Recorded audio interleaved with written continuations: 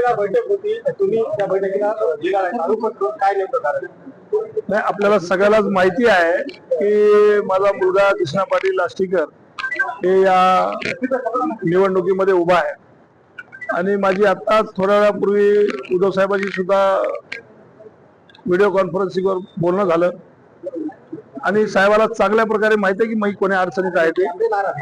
त्यामुळं मी आपल्या सर्वांना प्रेसच्या माध्यमातून सांगू इच्छितो की आम्ही उद्धव साहेबांच्या सोबत आहोत, कुठेही कधीही गेलेले नाहीयेत.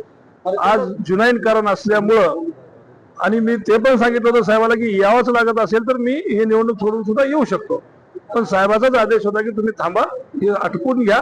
आटपून घेतल्याच्या नंतर मी निश्चित साहेबाकडे जाणार आहे. ऑपरेशन टायगर सातत्याने चर्चा होती, म्हणजे आताही तोच विषय तो विषय मी तुम्हाला खूपदा आपल्या चॅनलच्या माध्यमातून मी सांगितलेला आहे. कुठलंही ऑपरेशन टायगर फिगर काही नाही आहे. हे उगाच काहीतरी कुठेतरी वल्गना आणि असं झालेलं आहे. काही कुठलंही टायगर ऑपरेशन नाही आहे. ऑनलाईन बैठकीत तुम्ही उपस्थित होतात का, काय झालं? हो, मी आणि आमचे जिल्हा प्रमुख सुद्धा बबनरावजी बारशे, आम्ही सर्वजणांनी म्हणजे आमचे जे काही कार्यकर्ते होते ते सर्वांनीच आम्ही साहेबांसोबत व्हिडिओ कॉन्फरन्सिंगवर बोललो.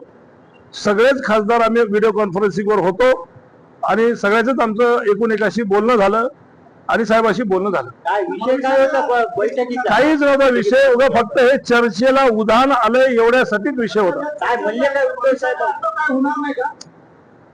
2 वर्ष झालं तुम्हीच पाहायला लागले, मी निवडून आलो दुसऱ्या दिवशीपासून तुमचं टायगर ऑपरेशन चालू आहे. 2 वर्ष पूर्ण होऊन गेले आम्हाला आणि माझं 1 दिवसही पूर्ण राजेस्तर तुम्ही म्हणणारच हा. त्याचा काही विषय नाही. उद्धव साहेबांनी काय मार्गदर्शन? काहीच नाही. उद्धव साहेबांना पूर्णपणे विश्वास आहे आमच्या सगळ्यावर आणि कुठलीही अशी चर्चेला काही उदाहरण आणू नये आपल्या सगळ्याला विनंती करतो. मी तुम्हाला माहिती आहे की निवडणूक चालू आहे तर मला इथून हालता येण्यासारखी परिस्थिती नाही आहे. आपल्याला माहित आहे की सर्व उमेदवार मतदार सगळे बाहेर फिरायला गेलेले आहेत. जे काही इथं आहेत त्यांना बोलण्याचा प्रयत्न आपण सगळेच उमेदवार करत आहेत. त्यामुळे मला इथून हल्ला जरा शक्य नाहीये म्हणून मी नाही गेलेलो आहे.